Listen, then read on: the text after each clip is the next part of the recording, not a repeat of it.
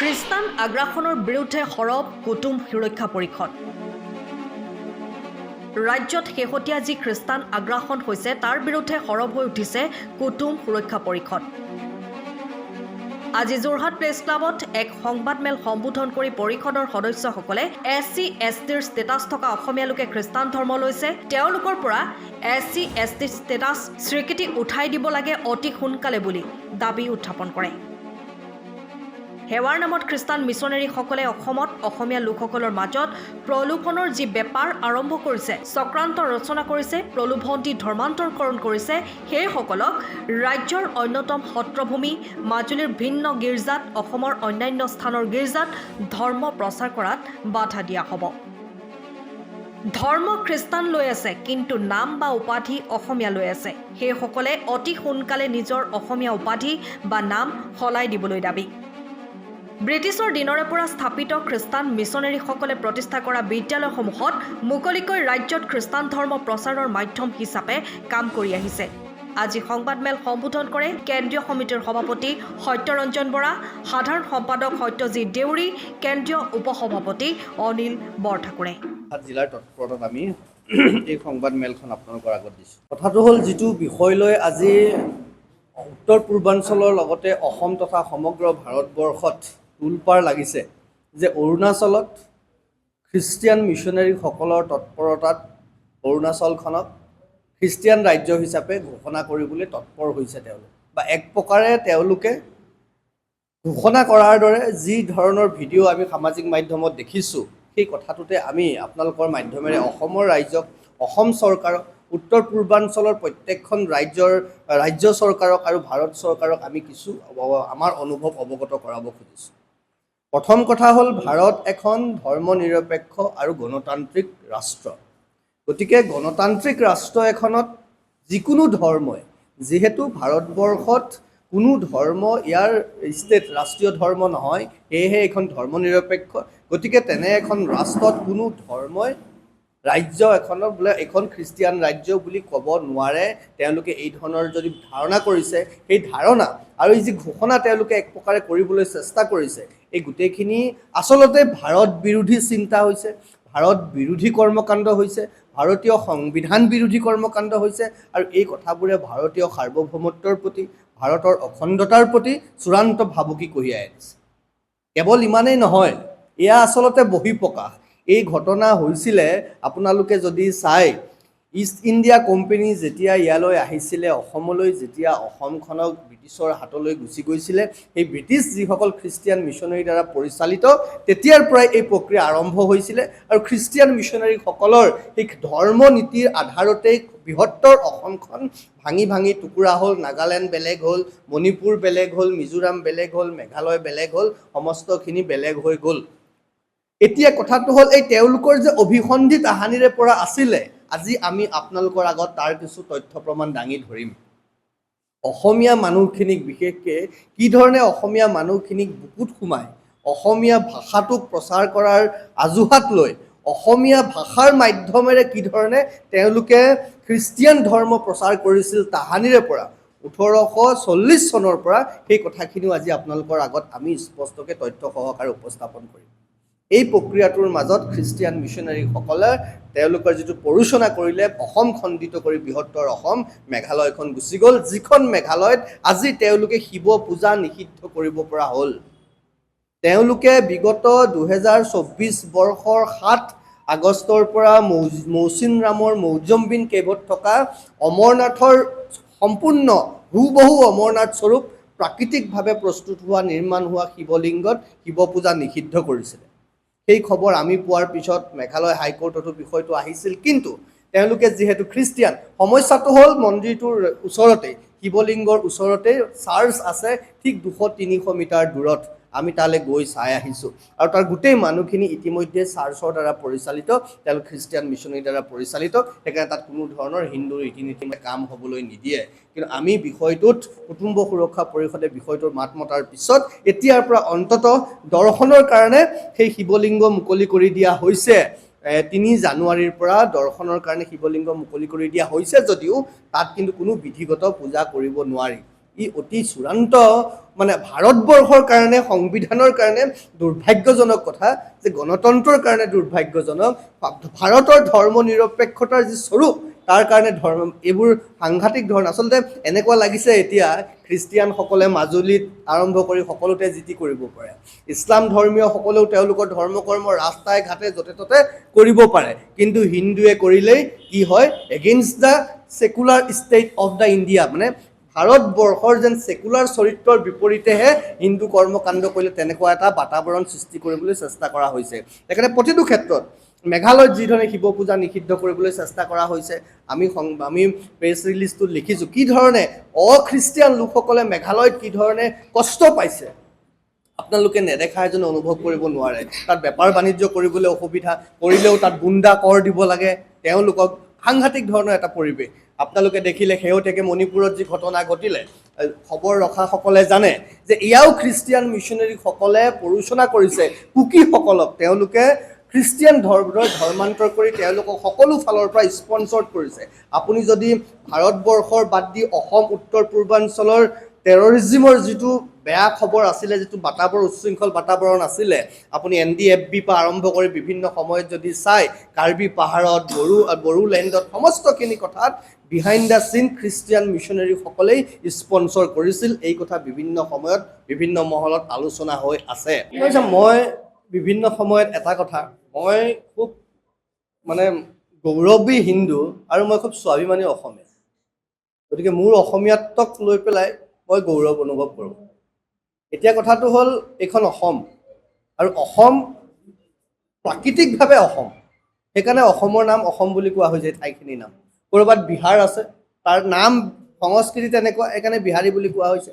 মণিপুৰ এটা সুকীয়া ঠাই আছে গুজৰাটী মাৰাঠী তামিল তেলেগু সকলোৰে জাতিগত ধৰ্মগত প্ৰাকৃতিকভাৱে প্ৰকৃতিগত কিছুমান স্বভাৱ চৰিত্ৰ আছে স্বকীয়তা আছে বৈশিষ্ট্য আছে গতিকে তেওঁলোকে নিজস্বখিনি তাতে ৰাখক এইখন অসম গতিকে ইয়াত অসমীয়াৰ যিটো স্বকীয়তা স্বাভিমান আছে বিহাৰীসকলে বিহাৰী দিৱস পালন কৰাতকৈ ইয়াত অসমীয়া গৰু বিহু পালন কৰিলে বেছি ভাল দেখিলেহেঁতেন তেতিয়া আমি তেওঁলোকক তেনেকুৱা কথা নাই যদি তেওঁলোকে সেইটো ক'ত পাতে তেওঁলোকে আগত সেইটো দেখুৱাই লওক অসম দিৱস পতাটো দেখুৱাওক আমি দেখা নাই কেতিয়াও কথাটো হ'ল আপোনালোকৰ সমস্তখিনি কৰক সনাতনে সকলোখিনি কৰক কিন্তু বাৰম্বাৰ কথাটো যে অসমৰ স্বকীয়তা স্বাভিমান আছে তেনেকৈ বিহাৰত বিহাৰী স্বকীয়তা স্বাভিমান আছে মহাৰাষ্ট্ৰত মাৰাঠী স্বকীয়তা স্বাভিমান আছে আৰু ৱেষ্ট বেংগলত বাঙালীসকলৰ স্বকীয়তা স্বাভিমান আছে তাত আপুনি অসমীয়াই গৈ অসমীয়া কামো কৰিব পাৰে ইয়াত আহি বিহাৰীসকলে বিহাৰীৰ কামো কৰিব পাৰে কিন্তু বিহাৰী দিৱসটো অসমৰ লগত কি প্ৰাসংগিকতা আছে মই গম পোৱা নাই কাৰণ ছট পূজা হয়তো প্ৰাসংগিকতা আছে কাৰণ ছট পূজাটো ভাৰতৰ তেওঁলোকৰ এটা ধৰ্মীয় ৰীতি নীতি পৰম্পৰা তেওঁলোকৰ অধিকাৰ আছে য'ত আছে এজন থাকিলেও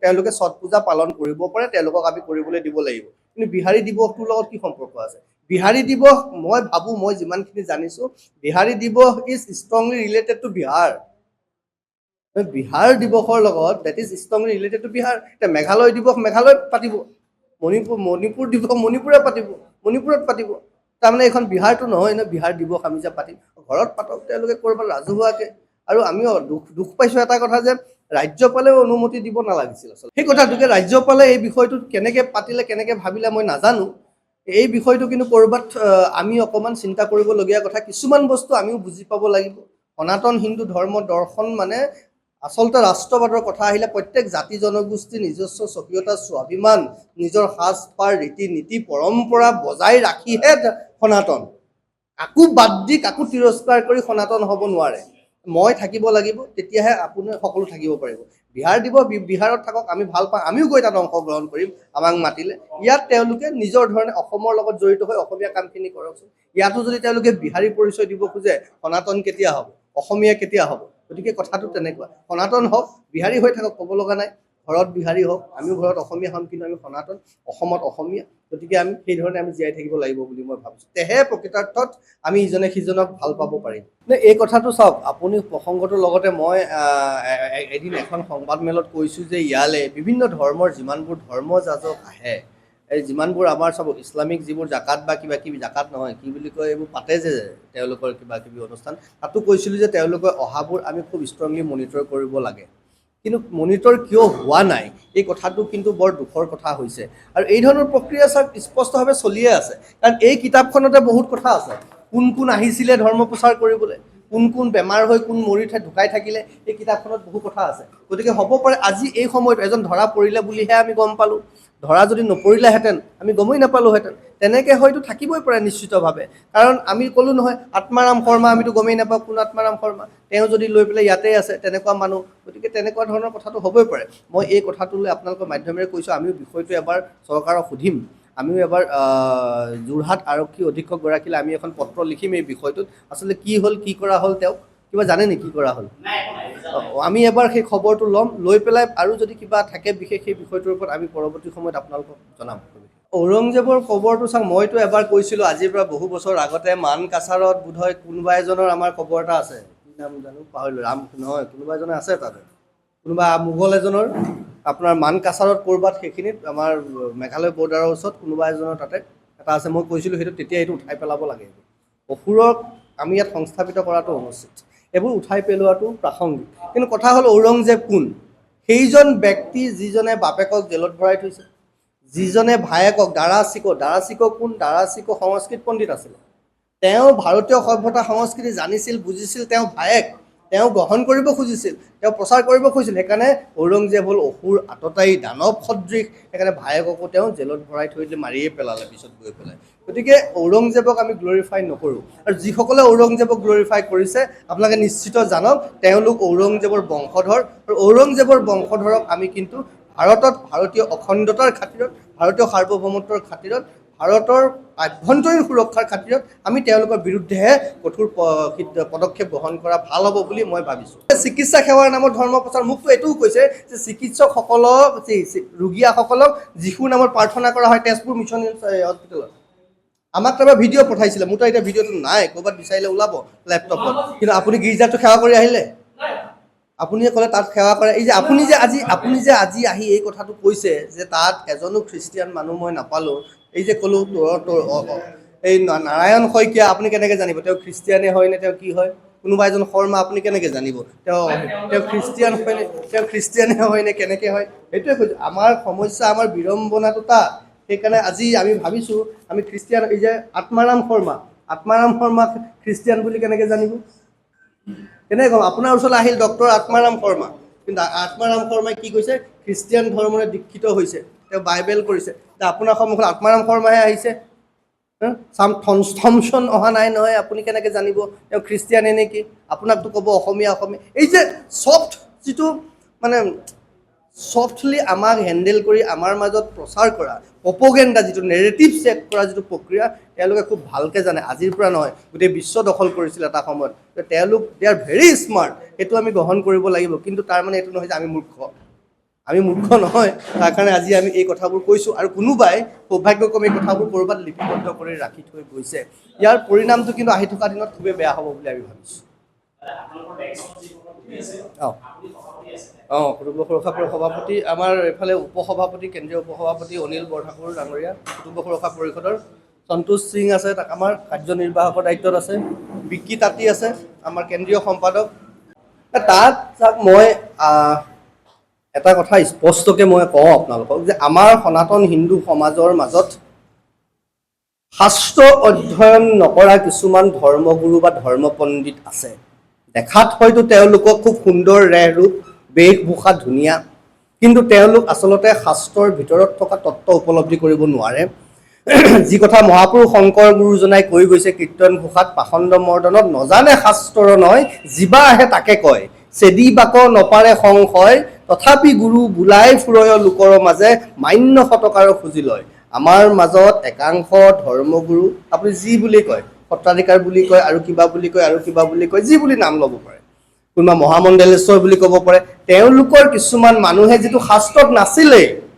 আজি শিৱসাগৰত শিৱদৌলত বা কামাখ্যা মন্দিৰত ক'ৰবাত গ'লে আপোনাৰ আই কাৰ্ড বিচাৰে নেকি আপুনি SC নে আপুনি SC নে আপুনি OBC নে আপুনি আহোম নে মৰাণ নে মটক নে চুতীয়া নে বড়ো নে কাৰ্বি নে কছাৰী নে সোধে নেকি মাজুলীত কিয় সুধিব লগা হ'ল কোনে সুধিলে মাজুলীত গতিকে সমস্যাটো আমাৰো আছে যে আমি সনাতন হিন্দু ধৰ্মই সকলোক এক কৰিলে য'ত জাতি ধৰ্ম বৰ্ণ চিন্তাই নাই কথাই নাই যিকেইটা বৰ্ণ ব্ৰাহ্মণ ক্ষত্ৰিয় শূদ্ৰ বৈশ্য সেইকেইটা এটা বেলেগ বিষয় তাৰ পৰা বাদ দি অস্পৃশ্যতা এঘৰীয়া কৰা গোটেই যিটো প্ৰক্ৰিয়া, এই মানসিক বিকলাংগতা, আচলতে মই ক'ম এয়াও this is also' the outcome of Christian missionary education system. আমাৰ মাজত সোমোৱালেহে, আমাৰ মগজুত সোমোৱালেহে আমাৰ পৰা মানুহখিনি আঁতৰি যাব। ক'ৰবাত মোৰ এনেকুৱা লাগে এই যেনেকৈ কিছুমান মানুহক ধৰ্মান্তৰিত কৰি বাইবেল অসমীয়ালৈ অনুবাদ কৰালে তেওঁলোকে, তেনেকৈ কিছুমান স্পনচৰ তেওঁলোকে সোমোৱালে আৰু সনাতন হিন্দু ধৰ্মটোৰ মাজত জাতি ভেদৰ নামত, উচ্চ নিচৰ নামত, যিটো শাস্ত্ৰ নায়ে ক'তো শংকৰদেৱে নোহোৱাকৈ কোনো শাস্ত্ৰই কোৱা নাই, যত জীৱ তত শিৱ বুলি কৈছে। এই কথাবোৰ আমি অনুভৱেই কৰিব নোৱাৰিলোঁ। আমি অনুভৱ কৰিব নোৱাৰোঁ আচলতে আমি ধৰ্ম চৰ্চা নকৰাৰ কাৰণে, অধ্যয়ন নকৰাৰ কাৰণে তাৰ পৰিণাম আমি ভুগিছোঁ মাজুলীত। আৰু এই ভুলখিনি স্বীকাৰ কৰি আমি মাজুলীৰ সেইসকল মানুহৰ ওচৰলৈ যাম যে আমাৰ অগ্ৰজসকলে যিখিনি ভুল কৰিলে তাৰ কাৰণে আমি ক্ষমা খুজিবলৈও যাম সেইখিনি মানুহৰ ওচৰত। আৰু এই বিদেশী চিন্তাই আহি কেনেকৈ তেওঁলোকক নষ্ট কৰিছে আৰু আহি থকা দিনত আৰু কেনেকৈ নষ্ট কৰিব তাৰো তেওঁলোকক সেইখিনি আমি বাদ দেখুৱাবলৈ যাম। বাকী সিদ্ধান্ত সময়ে ল'ব। একাংশ ধৰ্মগুৰু আপুনি কৈছে সত্ৰাধিকাৰ বুলিও ক'ব পাৰে, মহামণ্ডলেশ্বৰ বুলিও ক'ব পাৰে, আৰু যি বুলি কয় বিভিন্ন ধৰণৰ। এতিয়া শেহতীয়াকৈ ক'বলৈ ইচ্ছা নাছিল যদিও প্ৰসংগটো ওলাইছে কাৰণে কৈছোঁ। শেহতীয়াকৈ যে শ্ৰীমন্ত শংকৰদেৱ সংঘৰ পৰা যি ধৰণৰ পৰিৱেশ সৃষ্টি হৈছে, এইটোতো শংকৰদেৱৰ বিষয়ে নাছিলে। শংকৰদেৱে ক'লে যে ব্ৰাহ্মণ চণ্ডাল নিবিচাৰি কুল দাতাত চুৰতজনৰ দৃষ্টি একতুল। সেই শংকৰদেৱৰ তাত আহি পেলাই তই ব্ৰাহ্মণ তই চণ্ডাল কৰিবলৈ কোৱা নাই, তাতে ক'লে তই এইটো কৰিব নাই তই সেইটো কৰিব। তাৰমানে ক'ৰবাত সনাতন বিৰোধী এটা প্ৰক্ৰিয়া তেতিয়াও চলি আছিল, আজিও চলি আছে। গতিকে এইটো সমস্যাটো সেইটোৱে হৈছে যে সেইটো আমি দেখিছোঁ আৰু সেইটোকে লৈ আজি আমি সন্তুষ্টি লাভ কৰিছোঁ যে আমাৰ মানুহ তাত আছে, তাত কৰিলে সেইখিনি সময়ত আমাৰ দুৰ্বলতা আছিলে। দুৰ্বলী এজনক, যেতিয়া এজন মানুহ বা এটা পৰিৱেশ এখন সমাজ দুৰ্বল হৈ থাকে, সেই দুৰ্বলী এজনক আপুনি জানো কাৰোবাক দান দি কয়? আমাৰ দৰ্শনত কি আছে, সোঁহাতে দান দিলে বোলে বাওঁহাতেও গম পাব নালাগে। তেওঁলোকে কিন্তু সোঁহাতে দান দি বাওঁহাতে কোৱা বেলেগ কথা, তেওঁলোকে চক্ৰান্ত কৰি আমাক সোমোৱাই ল'লে। এই যে আপুনি যিটো প্ৰশ্ন কৰিছে, এই কথাটো আমাক আৱৰণটো দি দিয়া হ'ল 200 বছৰ। এনে কম চিন্তা, অৰুণোদয়খন আমি জনা নাছিলোঁ, প্ৰথম বাতৰি কাকত। এতিয়া অসমীয়া সোমোৱা হৈছে, কিমান ল'ৰা ছোৱালী, কিমান অসমীয়া মানুহ তাত শিক্ষক হৈ আছে, কিমান অসমীয়া মানুহ তাত ডক্তৰ হৈ আছে, তাত গীৰ্জাত সেৱা কৰি আহে। তাকেতো কৈছোঁ যে তেওঁলোকৰ এইটো এজেণ্ডা, তেওঁলোকে সেৱা কৰিব। এতিয়া মাদাৰ টেৰেছা বিভিন্ন সময়ত এখন গ্ৰন্থ পাইছিলোঁ বৌদ্ধিক সন্ত্ৰাসবাদ বুলি। মাদাৰ টেৰেছাৰ কথা আমি কি ধৰণে ভাবিছিলোঁ, কি ধৰণে পঢ়িছিলোঁ, মাদাৰ টেৰেছাই কি পৰ্যায়ত গৈ পেলাই সেৱা কৰিছে, সেই সময়ত যি ভিডিঅ' আমি দেখিছিলোঁ, আমি তেতিয়া শিশু, কিন্তু তাৰ পৰিণাম কি দেখিলোঁ? তাৰপিছত আমি দেখিলোঁ গোটেই কথাটো আছিলে খ্ৰীষ্টিয়ান ধৰ্ম প্ৰচাৰ কৰিব লাগে, গতিকে তেওঁলোকে সেৱা কৰিবই। অতিভক্তি চোৰৰ লক্ষণ, অসমীয়াত এষাৰ কথা আছে। যোগ্যজনৰ মুখত আপোনালোকে বৰ বেছি কথা সোৱাদ লগা কথা নাপায়, কিন্তু যাৰ মুখৰ কথাবোৰ বৰ সোৱাদ, সেইকাৰণে অসমীয়াত কৈছে ডাকৰ বচন বুলি কয়, অতিভক্তি চোৰৰ লক্ষণ। মই ক'ম য'ত অতি হৈছে তাতেই কিন্তু ক'ৰবাত নহয় ক'ৰবাত ক্ষতি হৈছে। আমাৰ কাৰণে দুৰ্ভাগ্যৰ কথাটো এইটো যে আমি কৈছোঁ যে 1846 চন মানৰ পৰাই, যেতিয়াৰ পৰা অৰুণোদয় আৰম্ভ হৈছে তেতিয়াৰ পৰাই এই প্ৰক্ৰিয়াটো খ্ৰীষ্টান মিছনেৰীসকলে খুব ভিতৰত সোমাই কৰি আছে। আৰু এই আজি যদি চৰকাৰখনত আপুনি চাবলৈ যায়, মন্ত্ৰী বিধায়কসকলৰ উপৰিও যিসকল এডমিনিষ্ট্ৰেটিভ অফিচাৰ আছে, DC, SP পৰা আৰম্ভ কৰি আপুনি যদি গৈ থাকে চিফ ছেক্ৰেটাৰীলৈকে ভাৰতবৰ্ষৰ বিভিন্ন ঠাইত, তেওঁলোকৰ 80% ক'ৰ পৰা আহিছে? খ্ৰীষ্টিয়ান মিছনেৰী স্কুলৰ পৰা ওলাই আহিছে। আৰু 80% সকলে কি হয়, তেওঁলোকে সেই শিশুকালৰ পৰা সেই যীশু খ্ৰীষ্টৰ ফিলচফি, খ্ৰীষ্টিয়ান মিছনেৰী ফিলচফি বঢ়াই আজি আপুনি যদি কিবা এখন বিলো আনি দিয়ে, কাৰণ সেই প্ৰশাসনীয় ব্যৱস্থাটোত খ্ৰীষ্টিয়ান মিছনেৰী ইমান বুদ্ধিৰে সোমাই গৈছে, ইমান ডেপ্থলৈ সোমাইছে, গতিকে এই কথাটো এক্সিকিউট কৰিব নোৱাৰি। তাৰপিছতো আমি আশা কৰিছোঁ, দুৰ্ভাগ্যজনক কথা এইটো, ক'ৰবাত আমাৰ এনেকুৱা লাগে কেতিয়াবা যেন ক'ৰবাত হিন্দুত্ববাদটো মানে এক ৰাজনৈতিক ইনষ্ট্ৰুমেণ্ট হৈ পৰিছে নেকি, তেনেকুৱা আমাৰ অনুভৱ হয়। সেইকাৰণে আমি কৈছোঁ, আমাৰ যি নেতৃত্ব আছে ভাৰত চৰকাৰত, অসম চৰকাৰত আৰু উত্তৰ পূৰ্বাঞ্চলত, আমি বিশ্বাস আৰু আস্থা ৰাখি এইটো আহ্বান কৰিছোঁ, যি পৰিৱেশ হৈছে এই পৰিৱেশবোৰ যাতে অনতিপলমে ভাল কৰিব পাৰি, সুস্থ কৰিব পাৰি, সনাতনৰ অসমীয়াৰ গৌৰৱ যাতে আমি পুনৰুদ্ধাৰ কৰি পুনৰ প্ৰতিষ্ঠা কৰিব পাৰোঁ, তাৰ কাৰণে তেওঁলোকে কাম কৰিব। আৰু মই এইটো ভাবিছোঁ যে আজি বিগত ইমান বছৰে, 1846 চনত অৰুণোদয় প্ৰচাৰ হোৱাৰে পৰা আজি পৰ্যন্ত আমি আলোচনা কৰা নাছিলোঁ যে অৰুণোদয়খন খ্ৰীষ্টিয়ান ধৰ্মৰ প্ৰচাৰৰ মুখপত্ৰ আছিলে। কিন্তু আজি এই কথাবোৰ আমি আপোনালোকৰ আগত উপস্থাপন কৰিবলৈ সময় পাইছোঁ বা সুবিধা পাইছোঁ। মই ভাবোঁ এই সুবিধা পোৱা এই পৰিৱেশটো নিৰ্মাণ হৈছে হয়তো সেই হিন্দুত্ববাদৰ ওপৰত ইমান আলোচনা হোৱাৰ কাৰণে, হিন্দুত্ববাদৰ ওপৰত ইমান চৰ্চা হোৱাৰ কাৰণে মই ভাবিছোঁ আজি এই পৰিৱেশটো হৈছে যে এই 200 বছৰীয়া বেমাৰবোৰ আজি আমি পোষ্টমৰ্টেম কৰিবলৈ বহিবলৈ সুবিধা পাইছোঁ। অৰুণোদয় এখন খ্ৰীষ্টিয়ান ধৰ্ম প্ৰচাৰৰ মুখপাত্ৰ আছিলে, তেওঁলোকৰ উদ্দেশ্য সেইটোৱে আছিল যে অৰুণোদয় সেই গোটেইখিনি খ্ৰীষ্টান, তেওঁলোকৰ গোটেই কথাটো মই আপোনাক ক'লো এইখন কৃষ্ণকান্ত সন্দিকৈ এইখনত স্পষ্টকৈ লিখা গোটেই লিটাৰেচাৰটোৱে খ্ৰীষ্টিয়ান প্ৰপগেণ্ডা। আপুনি চাওক ইয়াত আপোনাক মই আৰু এটা বস্তু মই পঢ়ি দিছোঁ, আপোনালোকে শুনিব। মূল প্ৰাণ কেন্দ্ৰ খ্ৰীষ্টিয়ান নাই মুকলিকেও কৰে তেওঁলোকে। আমাক এনেকুৱা খবৰ আহিছে, মাজতে আমি এটা ভিডিঅ' প্ৰচাৰ কৰিছিলোঁ যে আমাৰ ল'ৰাবোৰক, হিন্দু ল'ৰা ছোৱালী এটা তিলক লৈ যাব নিদিয়ে, তাত ৰাক্ষস সূত্ৰ বান্ধি যাবলৈ নিদিয়ে। শেহতীয়াকৈ এখন আমি লাগি থকাৰ পিছত এখন নটিফিকেশ্যন আহিলে, নটিফিকেশ্যন অহাৰ পিছত এতিয়া অন্তত তিলক লৈ ফেষ্টিভেলৰ সময়ত ৰক্ষা সূত্ৰ বান্ধি যাব পাৰিব। ৰক্ষা সূত্ৰ তিলক লৈ যাব নোৱাৰে কাৰণ আমি ধৰ্মীয় কাম কৰিছোঁ, কিন্তু তেওঁলোকে সেই কাপোৰযোৰ পিন্ধি তেওঁলোক তাত থাকিব পাৰে।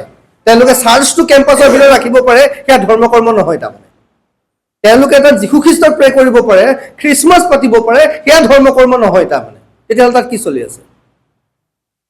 আৰু আটাইতকৈ দুখৰ কথা কি জানে, আমি অসমীয়া জাতিটো, সনাতন ধৰ্মৰ মানুহখিনি কিমান দুৰ্ভাগ্য চাব। আমাৰ সকলোৰে, আমিতো কাৰোবাৰ দেউতাক নহয় বা কাৰোবাৰ পুতেক, আমাৰ সকলোৰে 4-5টা বাপেক আছে।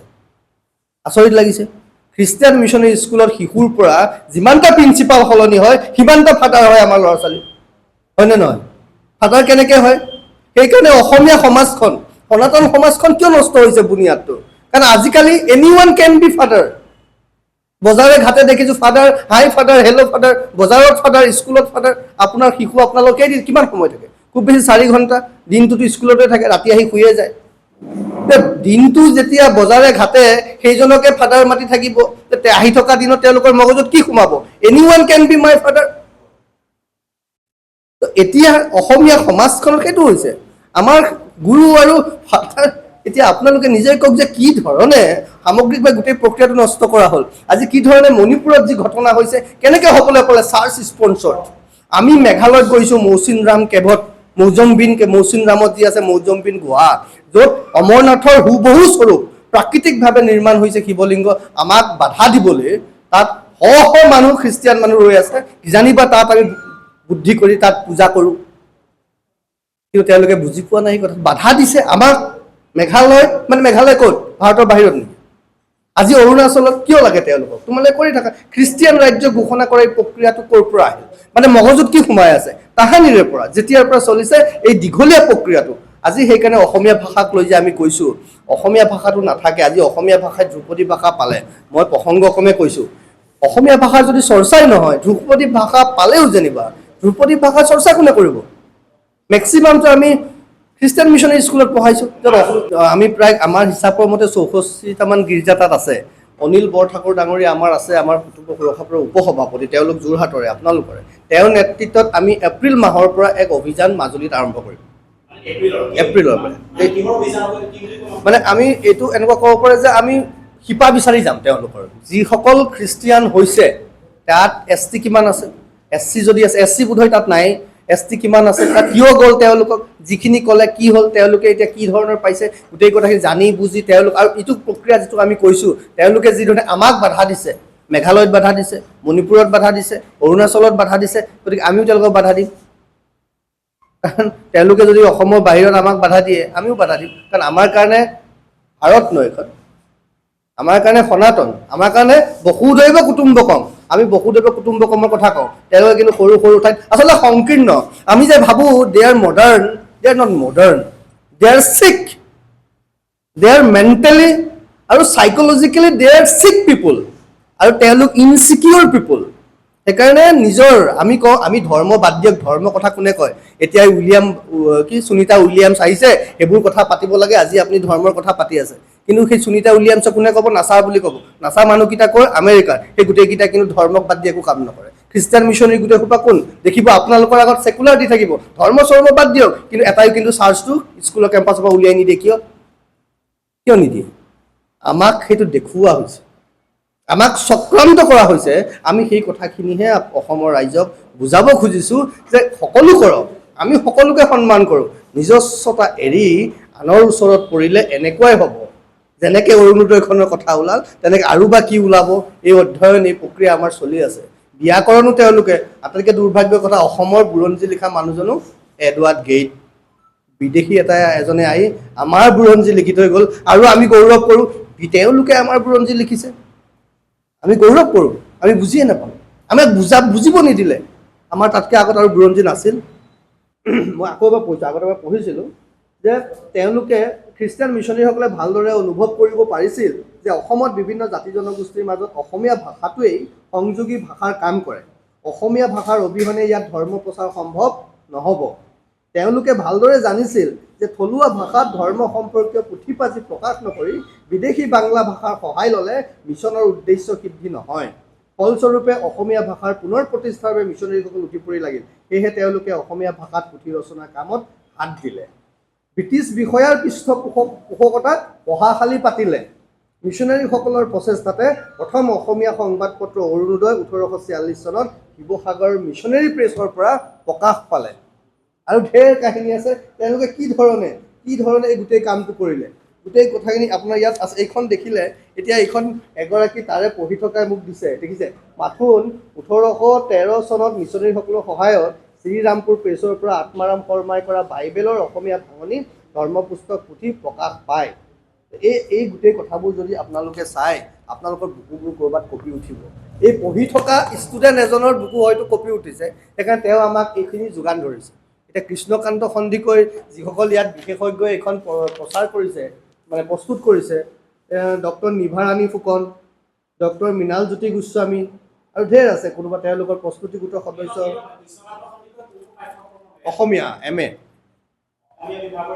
অসমীয়া বিভাগৰ এইখন মাষ্টাৰ ডিগ্ৰী ছেল্ফ লাৰ্ণিং মেটেৰিয়েলৰ এইখন অসমীয়া সাহিত্যৰ বুৰঞ্জী অৰুণোদয় যুগৰ পৰা ৰামধেনু পৰৱৰ্তী কাললৈ অসমীয়া মাষ্টাৰ্ছ অসমীয়া মাষ্টাৰ্ছ পাঠ্যক্ৰমৰ কিতাপ। কৃষ্ণকান্ত সন্দিকৈ অসমীয়া পাঠ্যক্ৰমৰ কিতাপ এইখন চাওক। মিছনেৰীসকলে নাগালেণ্ডখন আমাৰ পৰা কাঢ়ি লৈ প্ৰক্ৰিয়াটো কি কৰিলে, খ্ৰীষ্টিয়ান ৰাজ্য কৰিবলৈ চেষ্টা কৰিলে। মিজোৰামখনত 100% প্ৰায় খ্ৰীষ্টিয়ান হৈ গ'ল, যদিও এতিয়াও কিছু আমি আকৌ ৰিভাইভ কৰিব চেষ্টা কৰি আছোঁ যে অসমৰ পৰা আঁতৰাই অসমৰ মানুহখিনি কেনেকৈ আভুৱা ভৰিলে।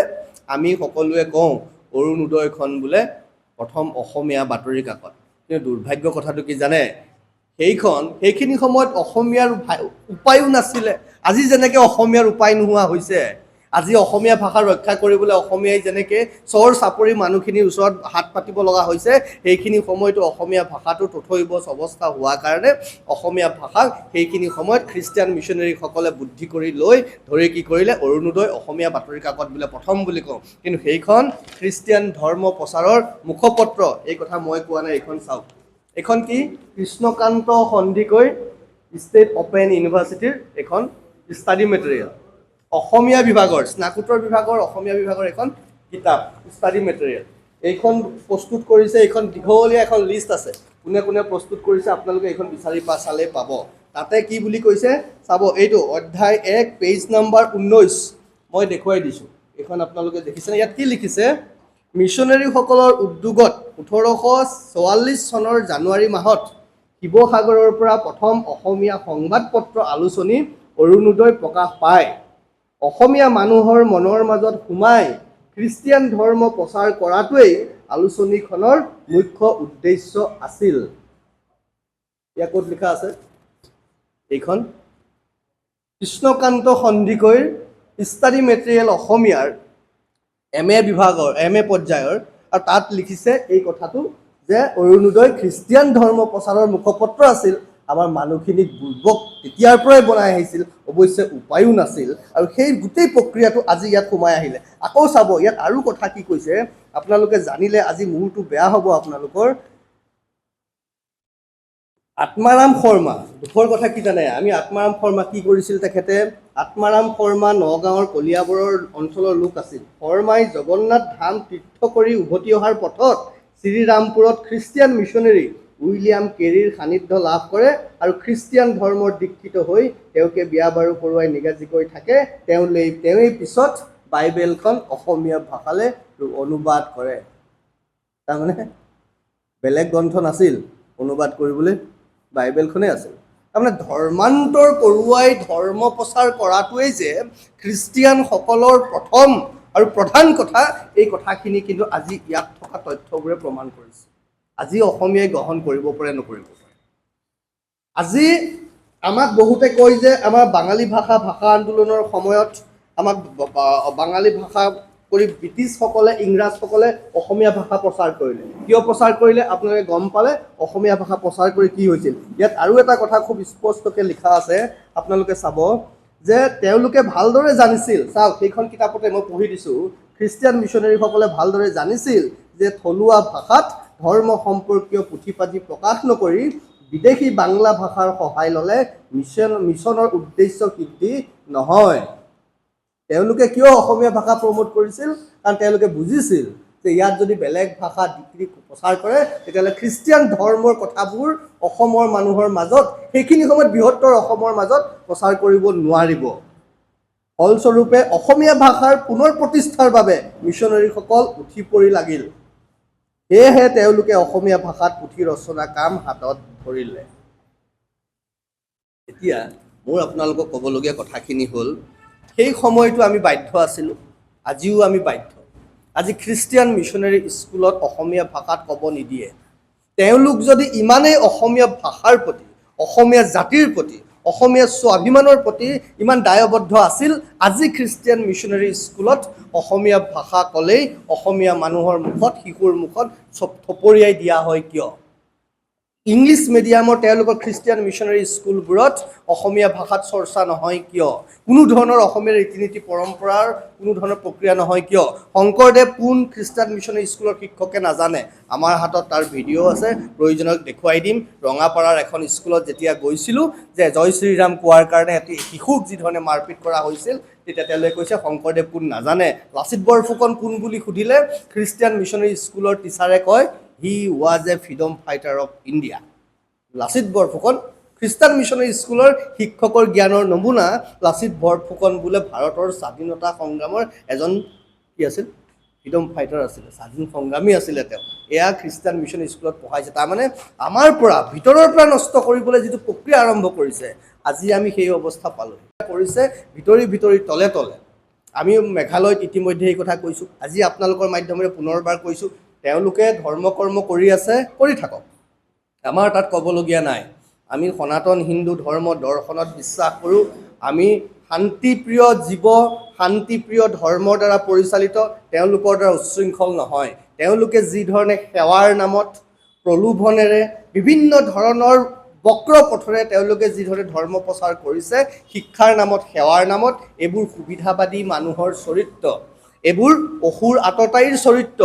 সুস্থজনে সবল মানুহে কাৰো মগজু ব্ৰেইন ৱাছ কৰি কেতিয়াও নষ্ট কৰিবলৈ চেষ্টা নকৰে, কেতিয়াও নিজৰ চিন্তা কাৰো মগজু নষ্ট কৰি প্ৰচাৰ কৰিবলৈ চেষ্টা নকৰে, যিসকলে নিজৰ ওপৰত দক্ষতা থাকে, নিজৰ ওপৰত সেই বিশ্বাস অটুট থাকে। তেওঁলোকৰ প্ৰত্যেকৰে খ্ৰীষ্টিয়ান মিছনেৰী স্কুলত এইবোৰ ধৰ্মীয় অনুষ্ঠান নহয়, সেইবোৰ ৰাজহুৱা শিক্ষা অনুষ্ঠান। তাত যীশু খ্ৰীষ্টৰ প্ৰতিমূৰ্তি কিয় লাগে? তাত ভিতৰত কেম্পাছৰ ভিতৰত চাৰ্চটোৰ কি প্ৰয়োজন আছে? তাৰ মানে শিক্ষাৰ আঁৰ লৈ আমি ভাবিছোঁ অসমীয়াই, আমি সনাতনে ভাবিছোঁ আমি উদাৰ, আমি সকলোকে একাকাৰ কৰি লৈছোঁ। কিন্তু আজি দেখিলে অৰুণাচল খ্ৰীষ্টিয়ান ৰাজ্য কৰি দিলে, কাইলৈ ক'ব আমাৰ কি প্ৰয়োজন আছে, আমাৰ কি মূল্য আছে, তেতিয়াহ'লে আমি অসমীয়া ভাষাটো নাথাকিলে, জাতিটো নাথাকিব বুলি আন্দোলন কৰি কি লাভ আছে? কাৰণ সেই খ্ৰীষ্টিয়ান মিছনেৰী স্কুলৰ ল'ৰা ছোৱালীয়ে অসমীয়া ভাষা নাজানে, অসমীয়া ক'ব নোৱাৰে।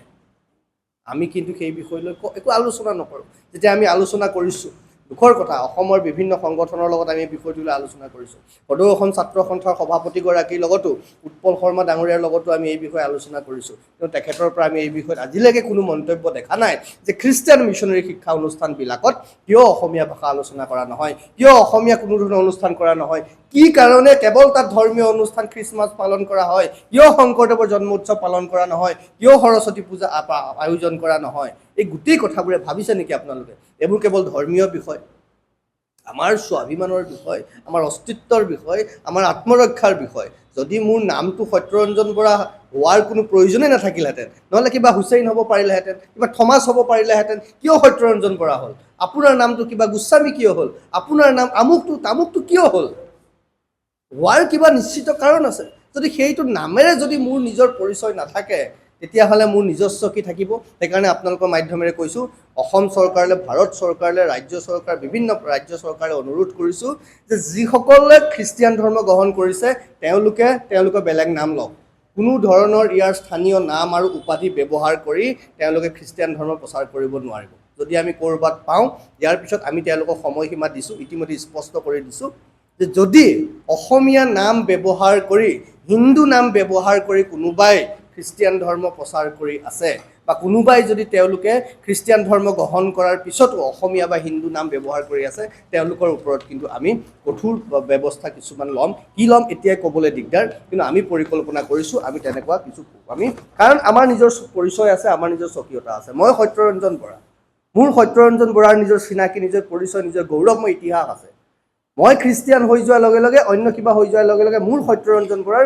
গৰিমা মলিয়ন হৈ যাব কাৰণ ইয়াৰ লগত এই মাটিৰ লগত তাৰ কোনো সম্পৰ্ক নাই আৰু এটা কথা স্পষ্ট কৰি দিছোঁ যিসকলে ধৰ্মান্তৰ কৰিছে উত্তৰ পূৰ্বাঞ্চলৰ বিভিন্ন ৰাজ্যত খ্ৰীষ্টিয়ান ধৰ্মলৈ তেওঁলোকৰ পৰা ST আৰু SC যিসকল হৈছে তেওঁলোকৰ ST আৰু SC এই ষ্টেটাছ দুটা কাটি পেলাব লাগে ইতিমধ্যে আমি এই বিষয়ত এক মুভমেণ্ট আৰম্ভ কৰিছোঁ এক যাত্ৰা আমি আৰম্ভ কৰিছোঁ ভাৰতবৰ্ষৰ বিভিন্ন ঠাইৰ পৰা আমি বিভিন্নজনৰ মতামত ল'বলৈ আমি চেষ্টা কৰিছোঁ যে SC ST কিয় লাগে তেওঁলোকক STৰ কাৰণে আজি কৈছোঁ আমি জনজাতিকৰণৰ কথা কৈছোঁ অসমত জনজাতিকৰণ প্ৰসংগটো বিভিন্ন সময়ত ওলাই থাকে কিয় কাৰণ আমি ইয়াত আছোঁ ইয়াৰ খিলঞ্জীয়া ইয়াৰ ভূমিপুত্ৰ আমাৰ কিছুমান অসুবিধা আছে আমাৰ কিছুমান নীতি নিয়ম আছে আমাৰ কিছুমান খিলঞ্জীয়া ভেলুজ আছে ইণ্ডিজিনিয়াছ এথনিচিটি ভেলুজ আছে সেইখিনি সংৰক্ষিত হৈ থাকিব লাগিব কিন্তু যিসকলে খ্ৰীষ্টিয়ান ধৰ্ম বিদেশী ধৰ্ম গ্ৰহণ কৰিছে তেওঁলোকে স্বীকাৰ কৰিছে যে দে বিকাম নাও কি দে আৰ মডাৰ্ণ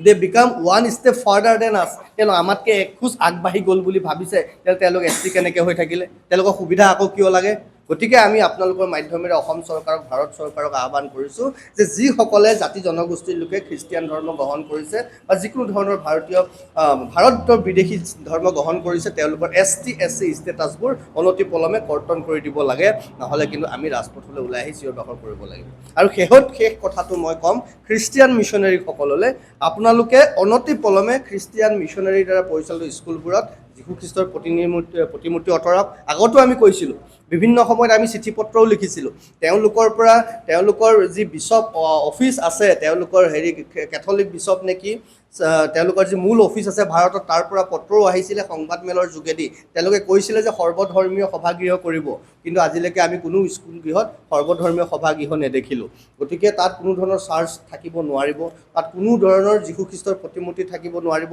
তেওঁলোকৰ সাজপাৰ থাকিব নোৱাৰিব আৰু যদি তেওঁলোকে ইম্প'জ কৰে যেনেকৈ মেঘালয়ত আমাক শিৱ পূজা কৰিবলৈ বন্ধ কৰা হৈছে যেনেকৈ অৰুণাচলত তেওঁলোকে বিভিন্ন ধৰণে ধৰ্মান্তৰ কৰি আজি এক প্ৰকাৰে খ্ৰীষ্টিয়ান ৰাজ্য হিচাপে ঘোষণা কৰিবলৈ যি প্ৰক্ৰিয়া আৰম্ভ কৰিছে আমি কৈছোঁ তোমালোকে যদি ধৰ্মৰ নামত ভাৰতৰ সংবিধান বিৰোধী কাম কৰা ধৰ্মৰ নামত যদি ভাৰতৰ অখণ্ডতা সাৰ্বভৌমত্ব বিৰোধী কাম কৰা তেতিয়াহ'লে আমিও কিন্তু মাজুলীৰ পৰা আৰম্ভ কৰি অসমৰ বিভিন্ন ঠাইত থকা গীৰ্জাবোৰত তোমালোকক কাম কৰিবলৈ নিদিওঁ তোমালোকে যদি আমাক বাধা দিবলৈ চেষ্টা কৰা তেতিয়াহ'লে তাৰ পৰিণাম কিন্তু তোমালোকেও পাবা তোমালোকেও সেই ধৰণৰ পথেৰেই আমাক বাদ বুলাবলৈ তেতিয়া বাধ্য তোমালোকে কৰিছা কাৰণে আমি যাব লাগিব অন্যথা তোমালোক শান্তিৰে থাকা তোমালোকে নিজৰ ধৰ্ম কৰ্ম কৰা কিন্তু সময়ৰ খবৰ সময়ত পাবলৈ ফ'ল' কৰক টাইম অফ আছাম